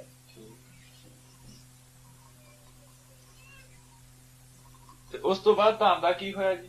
नहीं, ਉਸ ਤੋਂ ਬਾਅਦ ਧਾਮ ਦਾ ਕੀ ਹੋਇਆ? धाम वहाँ स्कूल है, कॉलेज है, और उनकी समाधि है। तो उनका भी झगड़ा बने, हर एक आदमी अपनी आमदन चाहता है। मैं हर साल 2000 2,500 रुपया दे देता हूँ वहाँ, तुम जानो भाई तुम्हारा काम जाने, वहाँ एक आदमी मुकर्रर किया हुआ है, और भी उसके रिश्तेदार जो है वो आना चाहते हैं। मैं इस बात की परवाह नहीं करता, मुझे कोई अफसोस नहीं। बाबा सामने ने मेरे साथ बड़ी सच्चाई से काम किया। बाबा चरण सिंह ने मेरे साथ बहुत सच्चाई से काम किया। मैं जब गया बाबा सामने तो बताई में, तो मैंने जमीन पर बैठ गया, वो चारपाई पर बैठे थे, तो मैंने तब आजाद शब्द गाए, ऐसे में आया, ऐसे में आया, ये हुक्म था मुझको, ऐसे ऐसे। तो 15 मिनट में मुझको तो होश ही नहीं थी। मैं तो बाबा साहब सिंह की दाढ़ी तो मुझे नजर नहीं आती थी, मुझे तो बाबा गाता दाल नजर आते थे। तो मैंने ये सोचा कि जो कुछ मुझे हुक्म मिलेगा यहाँ से मैं जो करूँगा, क्योंकि मेरे घर में तकलीफ ये थी, एक तो आमदन नहीं थी, दूसरे 20-25 संगी रोज रहते। भाई मेरा क्या उनका रुपया जाए, तेरा खत्म हो जाएगा, फिर रोएगा तू। तो मैं चला गया, घर छोड़ गया। मैं कहा वापस नहीं आऊँ घर में।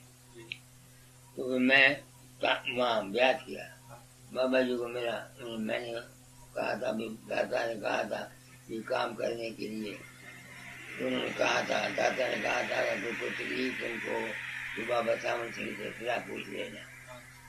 मैंने कहा अच्छा। तो मैं यहाँ आया, मैंने समझा था।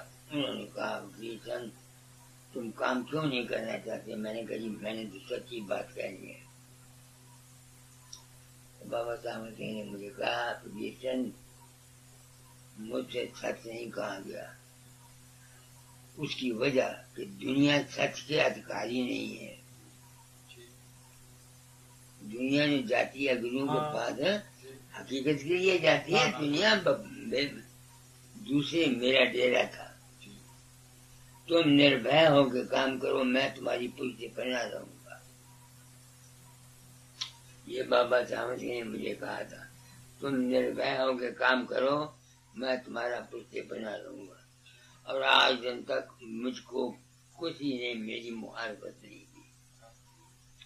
जितना मैं जोर का सत्संग बात पब्लिक में देता हूँ, यानी गुरुइज्म के झाक में हूँ, मगर गौडविज्म को बरखलाफ बोलता हूँ, मगर किसी ने बरखलाफ मेरे नहीं कहा। न सनातन बड़े बड़े कट्टर आते हैं। वशिष्ठ जो पंजाब का मर गया, तो वशिष्ठ जो पंजाब का सनातनों का एक बड़ा बड़ा मठ इंचार्ज था, और राम जो आर्य समाज का बड़ा बड़ा मेंबर था, माना हुआ आदमी था वो, और ये मुसलमान और कृपाल सिंह और फिर ये सुशील कुमार मुनि, अच्छा, जैनियों का, ये सब मेरे सत्संग में आते थे दिल्ली में। जब सत्संग होता था तो किसी ने आज दिन तक ये नहीं कहा कि मैंने गलत कहा है। उनको मैं कसम देता हूँ, मैंने कहा भाई मेरा अनुभव ये है, आपको मैं कसम देता हूँ, अगर मैं गलत हूँ मेरा खंडन कर दो। एक कृपाल सिंह क्या, संत कृपाल सिंह, मेरे पहले उद्घाटन जो मैंने कराया मंदिर का, तो कृपाल सिंह ने कराया था, क्योंकि जब मैं गया था तो बाबा ब्यास सामने ने कहा था कि मैंने लाखों को नाम दिया, दो आदमी, सिर्फ दो आदमी मेरे रात को समझा है। ये उन्होंने लफ्ज कहे थे। एक कृपाल सिंह का नाम लिया था, दूसरे का नाम उन्होंने नहीं लिया, क्योंकि उन्होंने कृपाल सिंह का नाम लिया था, इस वास्ते मैं कृपाल सिंह की इज्जत करता था। आपको सच्ची बात को बोली तो मैं वचन करूँ। हाँ जी, फिर अच्छा, फिर इस वास्ते मैं कृपाल सिंह, तो कृपाल सिंह को मैंने बुलाया भी क्यों, कृपाल सिंह मेरे पास आया जब ये चोरा छूटा बाबा सामन सिंह का, तो मैंने पता लगा भी कृपाल सिंह को गद्दी नहीं मिली, गद्दी बाबा जगत सिंह को मिली है। बाबा जगत सिंह को तो मैं जानता नहीं था उस वक्त, तो मैंने कृपाल सिंह को चिट्ठी लिखी, क्योंकि बाबा सामन सिंह ने मुझे कहा हुआ था कृपाल सिंह इस राज का वाकफ है, तो मैंने कृपाल सिंह को लिखी कि मैं चाहता हूँ कि मैं और तुम दोनों लड़के संत मत का सच्चा प्रचार करें। वो चिट्ठी जो गई तो उनका मासी का लड़का था, उसने मुझे इनका पता बताया। 3 महीने के बाद वो चिट्ठी वापस आ गई। बाबा ये चले गए थे हरिद्वार, हरिद्वार से जब वापस आए तो फिर इन्होंने पॉलिसी की, मुझे मैसेजेस मिलती हैं बाबा सावन सिंह की, तो किसी ने मुझे कहा कि उसने कहा मुझे फकीरचंद के लिए भी मैसेजेस मिली हैं। तो मैंने इसको लिखा, मैंने कहा भाई मेरे नाम क्या मैसेज मिली है। अगर मैं अंदर गया तो मुझे महर्षि जी मिले, उन्होंने कहा फकीरचंद को कहना खूब अभ्यास करे, सबके साथ मेल रखे। मैंने उसको जवाब दिया, तुमने ये नहीं सोचा कि तुम खत किसको लिख रहे हो। कृपाल सिंह को मैंने जवाब दिया कि तुमने ये नहीं सोचा कि तुम खत किसको लिख रहे हो। महर्षि का चेला मैं था क्या, वो मुझे नहीं कह सकते थे। जो कुछ तुमने देखा ये तुम्हारा अपना ही मन था। अब आप समझे, मतलब मैंने उसके बाद उसने बदल दिया। फिर वो कहता था गुरु पोल पर बोलता है, पोल पर बोलता है। पोल कौन सा चीज? पोल जानते हो ना, इंसान के दिमाग के अंदर पोल में बोलता है। तो दूसरे में सत्संग हो रहा था, मैंने कहा एक बात मैं पूछना चाहता हूँ, जिसके अंदर आपका रूप जाता है, पोल उसका बना के तुम्हारा बना?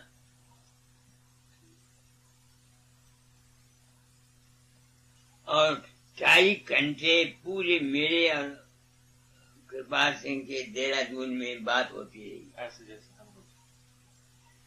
कृपाल सिंह ने कहा कीर्तन जो कुछ तुम कहते हो बिल्कुल सत्य है,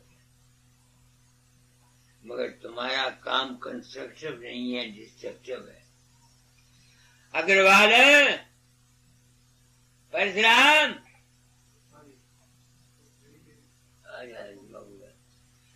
परशुराम आ जाना,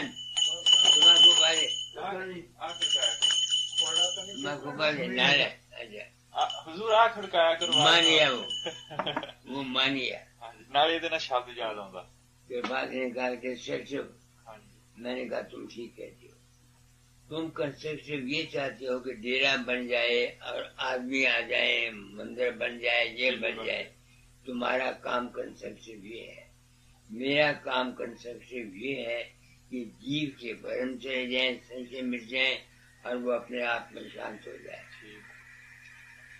तेरे मेरे में ये फर्क है मगर जब कभी मैं गया हमेशा की बात मेरे सत्संग में आता रहा मैं खड़ियां सुना देता था सुन जाता था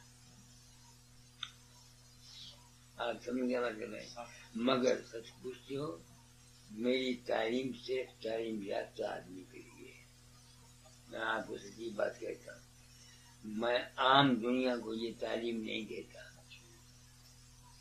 क्योंकि दुनिया इस सच्ची ऊंची तालीम की सच्ची और ऊंची तालीम की हकदार नहीं है दुनिया को दुनिया का काम बताना चाहिए आप सत्संग कराते हैं दुनियादार आए उनको विश्वास पर तुम्हारा डालो उनको विश्वास पर लाओ देखो मैं तुम्हें बताता हूँ उनको ऊंची बात मत कहो ये औरतें आती हैं दूसरे आदमी आते हैं उनको ये कहो भी सदगुरु आलोक तुम्हारा रखा है तुम्हारे अंदर रहता है तुम विश्वास रखो नहीं समझ में आती है मेरी बात में आगे मैंने आपको कह देता हूँ मेरी लाइन पर कोई शख्स महात्मा यहाँ का सत्संग नहीं करा सकता हिंदुस्तान में बिल्कुल वर्ल्ड में नहीं करा सकता नहीं यूनिवर्स में नहीं करा सकता नहीं करा सकता इधर तो है ही नहीं कोई जो इंडिया से इधर महात्मा आते हैं अमेरिका में जाते हैं वो इधर तो आते जी है रुपए के लिए औरतों के लिए आते हाँ जी और तो जहाँ आप समझिए मेरी बात नहीं पर इधर भी कोई अधिकारी है महाराज अधिकारी तो है कोई ना कोई कल जो आदमी बैठा था मेरे पास आगे के महेंद्र नाथ महेंद्र सिंह क्या वो अधिकारी है हाँ ठीक है मगर कहे क्या महाराज ये मार्ग तो उनके लिए है जिनको दुनिया नहीं चाहिए हाँ वो तो हम लोग तो दुनियादार हैं कौन है जो दुनिया से बचा हुआ है पुत्र की चिंता भाई की चिंता रुपए की चिंता सब कुछ चिंता इसके लिए एक है सरेंडर बस सच्चे साहिबा मैंने कुछ नहीं आता जो कुछ है तू जान तेरा कम जाने बस अपने आप को लाना भी किया पल्ले की मैं क्या बाकिया ने भी की जाने या सरेंडर ही करना है ਉਹਦੇ ਅੱਗੇ चारा ही कोई नहीं बाबा सारी उम्र सफर करके मैं आया कहाँ सिवाय सरेंडर के और मेरे पास है क्या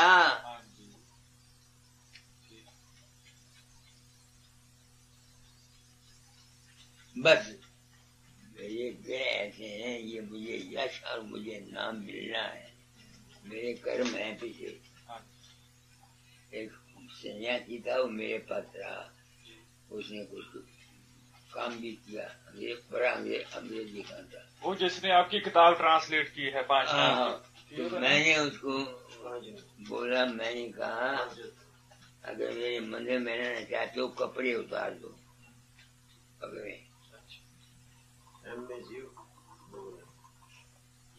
पगड़े कपड़े उतार दो तो रहो वरना नहीं चलो मैं पगड़े कपड़े हमारे जाशमान दे साड़ी लाइफ इतना बीती है मैंने कहा औरतें हैं बेवकूफ ये पगड़े कपड़े वाले को देख के उनके पीछे दौड़ती है नहीं समझ में आती है अच्छा उसकी आदत आई मैंने कहा बेवकूफ अच्छा और उसको जवाब दिया तू आप तो नपुंसक है सन्यासी को बोल दिया और तेरे में अपनी ताकत नहीं है बीमार रहता है और उसकी इतनी मुट्ठी है अरे आपने ऐसे ही कहा ठीक मैंने कहा औरत तेरी इतनी मुट्ठी है नहीं वो गल और अपना कोई तुसी महात्मा कड्डो सामने खड़ा तो होवे चैलेंज के दे के आए अमरीका से कहने महात्मा हिंदुस्तान दे आए कोई मेरे को ले आओ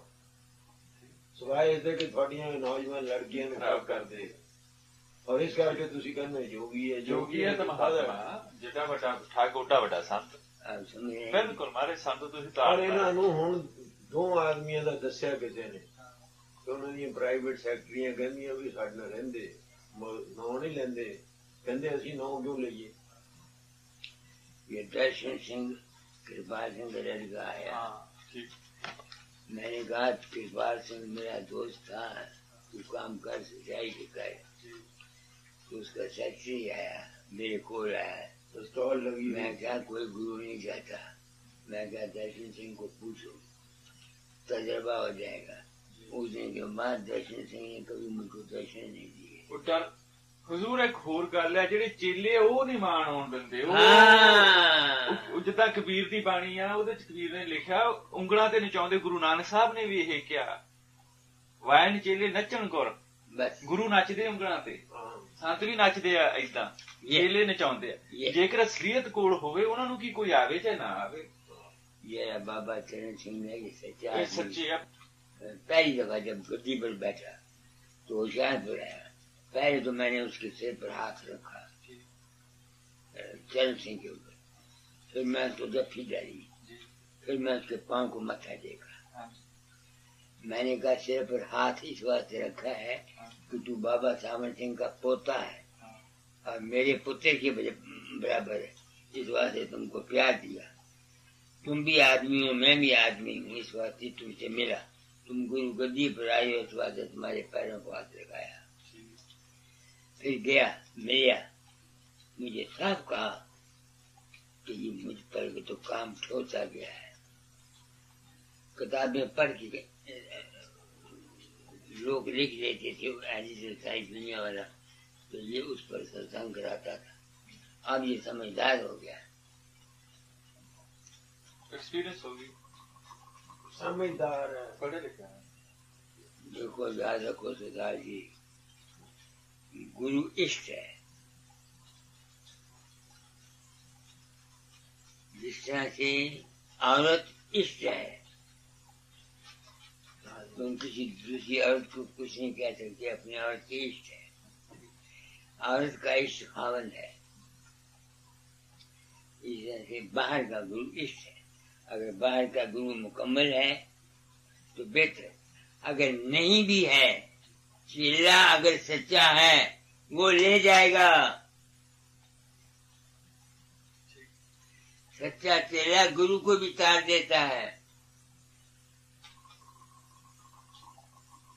स्वामी जी के पास लोग गए, राय साहब राम साहब के पोस्ट मास्टर जनरल की बड़ी तारीफ की, आपके बड़े सच्चे भगत है, किताब में लिखा हुआ है।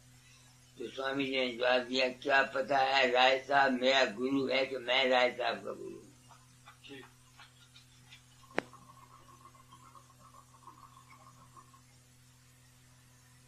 अब आप समझे मेरी बात को। किताबी इल्म छोड़ के सदाजी एक बात तुमको कहता हूँ, दूसरी बात ही मैं जानता। अपनी आत्मा में सच्चे बनो और कीर्तन की परवाह न करो, किसी की परवाह न करो। अपने आप को उस मालिक के हवाले करते रहा करो, उसका एक रूप मान लो। मान लिया होता जब तक प्रकाश और शब्द नहीं खुला। अगर प्रकाश खुल गया, शब्द खुल गया, प्रकाश गुरु के चरण है। ये राज में मत मिलेगा, प्रकाश गुरु के चरण है और शब्द गुरु का रूप है। जब तक वो नहीं खुलता, जब तक रूप जो तुम्हारे अंदर प्रकट होता है उसको पूर्ण मानो। गुरु को इंसान का रूप मत समझो। तुम्हारा काम जिंदगी का बन जाएगा। सुबह शाम जो वक्त मेरे सच्चे बन के अपने आप को उसकी सबूत करते रहा करो। बाकी दुनिया का काम है, अकल से करो, अकल से करो, रोटी कमाओ। सरदार जी पेट में रोटी नहीं है, उसको राम राम कहो, क्या करेगा, हमें बातें बनाते हैं। इस वास्ते मैंने इंसान बनने की आवाज उठाई है। मैंने अपने आश्रम का नाम कोई नाम नहीं रखा, रूहानी नाम नहीं रखा, पहले इंसान बना। पेट में रोटी नहीं है तो क्या है।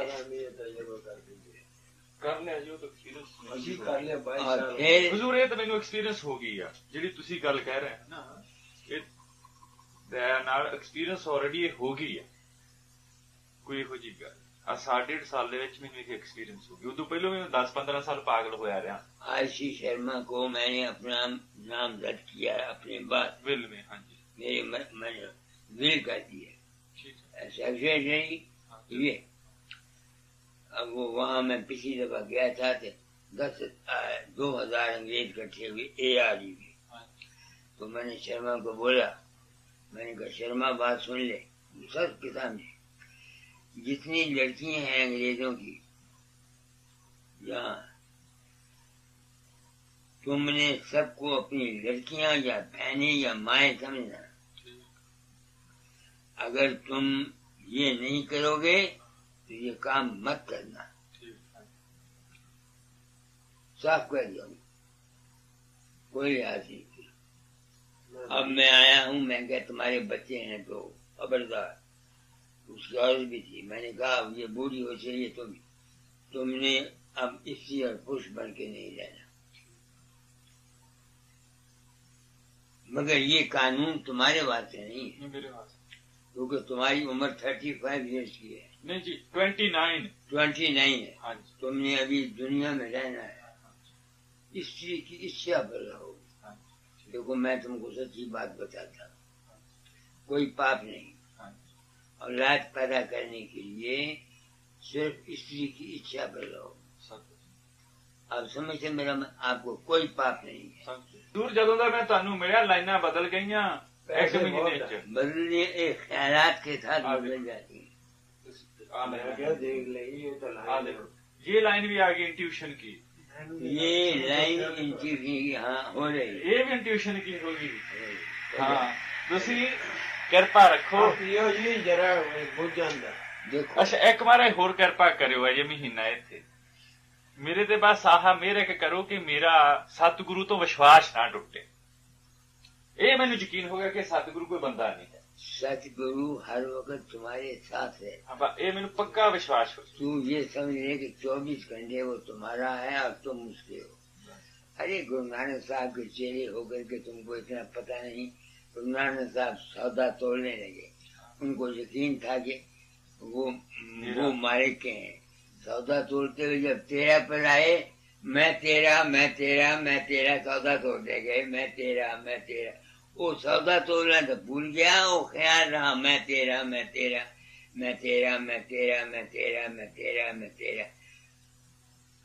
सौदा दे गए लोगों को शक पड़ा कि इसने लुटा दिया गुरु नानक साहब के सारा टेस्ट किया आगे हाँ जी सब पूरा निकला बड़ा विश्वास में बड़ी ताकत है मेरी कामयाबी का राज यही है कि मेरा विश्वास था मैंने कभी नहीं सोचा महाराज जी के कितने लड़के हैं हाँ कितनी कमाई है क्या काम करते हैं क्या नहीं करते श्री छाड़ गया कभी नहीं आपने तो ये कहा कि जो गुरु करता है वो मत करो हाँ। जो गुरु कहता है वो वो करो करो। बस बात खत्म है दो लफ्ज है हर शब्द की प्रकृति अलग है मुझे हजूर आपने फरमाया था कि परशुराम सिमरन वगैरह भजन छोड़ दो मैं जिम्मेदार हूँ आप चरखा काटो मुझे हुक्म हुआ मैंने चरखे में कमाल कर दिया पंजाब में 2 दफा फर्स्ट आया 2 दफा नाम हासिल किया आपको पता अखबार में भी आया तो इन्होंने कहा यही जिंदगी नाम से क्या करोगे नाम से अब अमीर है ये किसी की बात कमी नहीं है। किसी बात की कमी नहीं अब देखो मैं तुम्हारे पास आया हाँ जी मुझे मालूम है कि तुम्हारी तनख्वाह कितनी है और तुम्हारी और की क्या है मैं जानता हूँ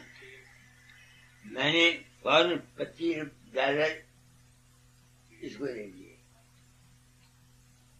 क्यों दिए सिर्फ इस ख्याल से कि हमने 5-7 दिन रहना है नहीं समझ में आई है ना ताकि मैं तुम पर बोझ न पड़ूं तो आगे तुमने बथेरा खर्च किया थोड़ा दिया मैंने $25 अपने पास से तुमको दिए हजूर मैं बेनती करा एक नहीं सवाल मैं आपको अपनी बात बताता हूँ ढाई पैसे जाए। हाँ, पैसे वाला आदमी है, वो देता है, मुझे कोई इनकार नहीं, ये बात नहीं है।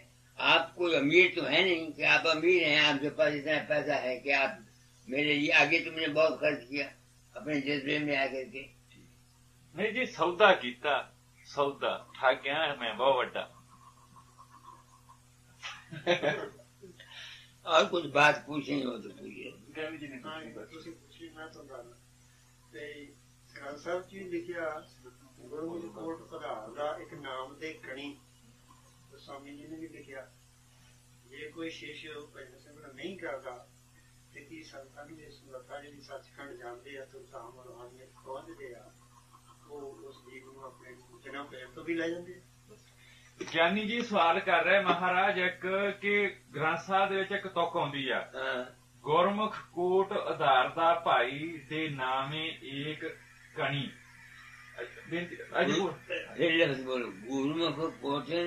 गुरमुख कोट उधारदा भाई, उधारदा नहीं है, उभारदा है। गुरबाणी च इस तरह ही है। गुरमुख कोटन उभारता है, वो हो रहा तुक महाराज, वो है गुरमुख कोटन कोट उभारे। हाँ, ये सुखमनी साहब चाहता गुरमुख कोटन कोट उभारे। ਜਿਹੜੀ ਇਹ ਤੁਕ ਦੀ ਗੱਲ ਕਰ ਰਿਹਾ ਉਹ ਇਸ ਤਰ੍ਹਾਂ ਗੁਰਮੁਖ ਕੋਟ ਉਤਾਰਦਾ ਦੇ ਨਾਮੇ ਇੱਕ ਕਣੀ ਨਾਮ ਦੀ ਦੇਖ ਗੁਰਮੁਖ ਜਿਹੜਾ ਕੋਟਾਂ ਨੂੰ ਉਤਾਰ ਦਿੰਦਾ, ਇਹ ਲਿਖਿਆ। ਅੱਛਾ, ਇਹ ਸਵਾਲ ਕਰ ਰਿਹਾ ਕਿ ਕੀ ਜਿਹੜਾ ਉਹਨਾਂ ਦਾ ਗੁਰਮੁਖ ਦਾ ਸ਼ਾਗਿਰਦ ਨਾਮ ਨਹੀਂ ਕਰਦਾ, ਅਭਿਆਸ ਨਹੀਂ ਕਰਦਾ, उसको क्या मिलेगा? पहली तो ये बात है। दूसरी बात ये कि नाम है क्या? तुम ग्रंथ साहब को पढ़ो, चौथा पद, चौथी पद है कि नहीं? नाम रहे चौथे पद माही, ये छूने त्रिलोकी माही। दुनिया ने सिर्फ यही समझा हुआ है कि गुरुमुख ने ये नाम दे दिया, 5 नाम या राधा स्वामी नाम या राम राम, वो उसी को जपते रहे। ये नाम नहीं है, ये नाम के जपने की पहली सीढ़ी है। असली नाम है तुम्हारा प्रकाश और शब्द में जाना, उससे उभारता है, ये मानता, उससे तारता है। एक ताराचंद है भवानी में, उसका मेरे मानवता मंत्र से 3 गुना ज्यादा रकबा है, क्योंकि अज्ञानी आदमी आते हैं, वो पैसा बहुत देते हैं। अच्छा, उसके पास कितने कमा जमीन है, अपनी कमाई वो आप खाता है, उसके 10 किले जमीन है, वो 10 किलो जमीन में छोले आप बीजता है, आप खाता है, किसी से संगी का नहीं लेता।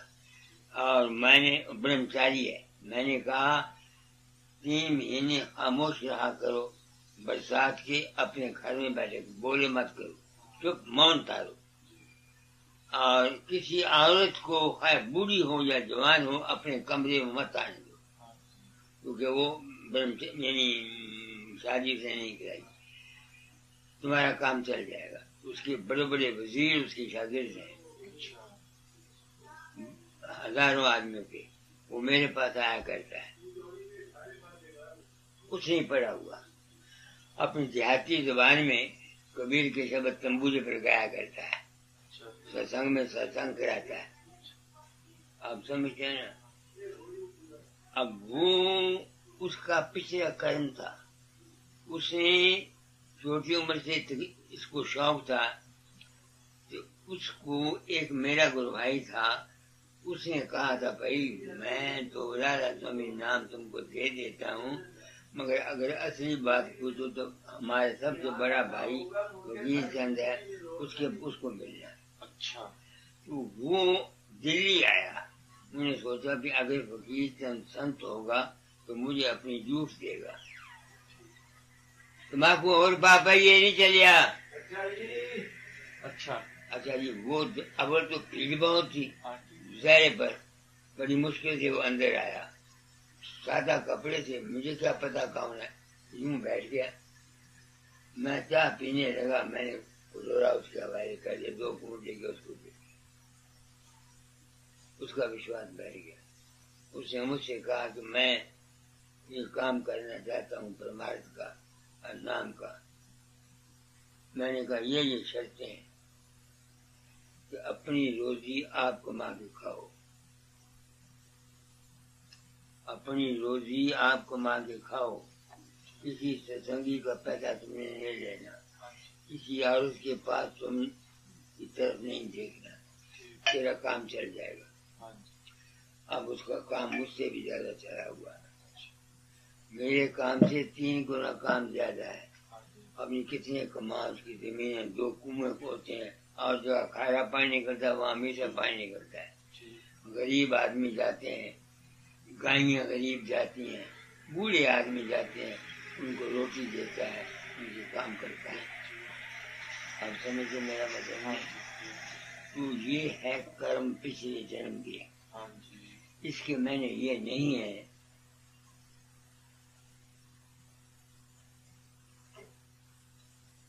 कर्म है, मेरे ग्रह ऐसे हैं, मेरे ग्रह ऐसे हैं, ग्रह। एक जोशी ने मेरा टेवा देखा था गिदर बाय स्टेशन मानसर साहब में, वो जोशी का खन्ने का बड़ा भाया, वो आया, उसको कोई रेलवे में काम था, वो मैंने करा दिया। मैंने घर से रोटी मंगवा के उसको दे दी, रोटी खा ली। मैंने कहा ये टेवा ले आओ अपना, मैं टेवा ले गया। वो टेवा आज का देखता रहा। उसने कहा और किसी को जोशी को पता नहीं था, मैंने लाखों ऋषियों मुनियों संतों के लिए आपके 8 ग्रहों का असर इस वक्त 9वें घर में है। 9वां कालम धर्म का होता है। बृहस्पति 10वें घर में है आपके, पिछली उम्र में बैठी होकर 9वें घर में आ जाएगा। आपके 9वें घर पर 9 ग्रहों का असर होगा। आप कुछ ऐसा काम करेंगे जो आज दिन तक किसी ने किया नहीं। क्या काम करेंगे ये मुझे पता है। तो मैंने सिर्फ सच्चाई का चोला पहना, क्योंकि मेरी अंतर और बाहर सच्चाई है। अगर किसी को मैं कोई बात कह देता हूँ तो ये नहीं कि मैं करता हूँ, वो उसके कर्म में होती है और मेरे मुंह से निकल जाती है। बात सारी ये है, मैं कुछ नहीं करता, कोई भी नहीं करता जी। शुभ भावना देता हूँ बस। अपनी अपनी प्रकृति। दुखी मेरे पास आते हैं, मैं दाता से यही प्रार्थना करता हूँ, दाता तूने काम दिया था, मेरे तो बस में कुछ नहीं, अब मैं क्या करूँ, इसका भला हो। बस जो विश्वास करते हैं उनका भला हो जाता है। मैंने किसी को नाम नहीं दिया, चेला नहीं बनाया। 1000 आदमी मेरे पीछे बैठते हैं, मेरे शागिर्द नाम देते हैं। अच्छा, जो मेरे चेले हैं वो नाम देते हैं लोगों को। उनको आपने मुकर्रर किया? उनको क्या तुम नाम दिया करो, मैं नहीं किसी को नाम देता, क्योंकि मैंने ये समझा है आनंदकारी को नाम देना एक माँ बाप है। वो उनके अपने कर्म है, वो करते हैं। पैसा उनको बोला खाओ या ना खाओ, खाते हो आप, मरोगे मेरा क्या जाएगा मुझे क्या है। तो आपने ये काम कितने मनुष्यों को दिया? मैंने तो सिर्फ 1942 में 15-20 आदमी को नाम दिया। नहीं, उसके बाद मुकर्रर कितने आदमी को? 12 आदमी, 1000 आदमी फिरते हैं। मैं हैदराबाद जाता हूँ, कम से कम 8000 आदमी, 9000 आदमी इकट्ठा होता है।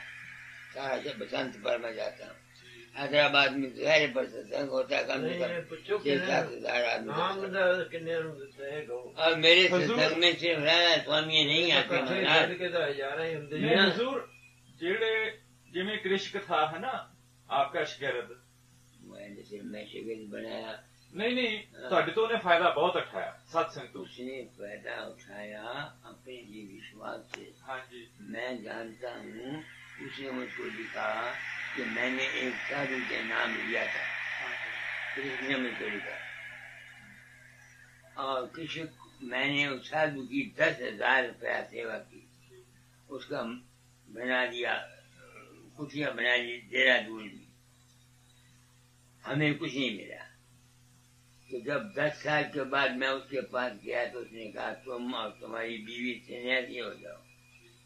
मेरी बीवी ने इनकार किया, समझे ना। उसने मुझको लिखा आप नाम दे दो। मैंने कहा मैं नाम किसी को नहीं देता, मेरे गुरु ने मुझको राय समय नाम दिया था, गुरु स्वरूप का ध्यान किया था, तुम जहां से मर्जी नाम ले। उसने मेरे रूप को, ये रोटी है बाबा जी, दाल है, बस रोटी का वक्त है।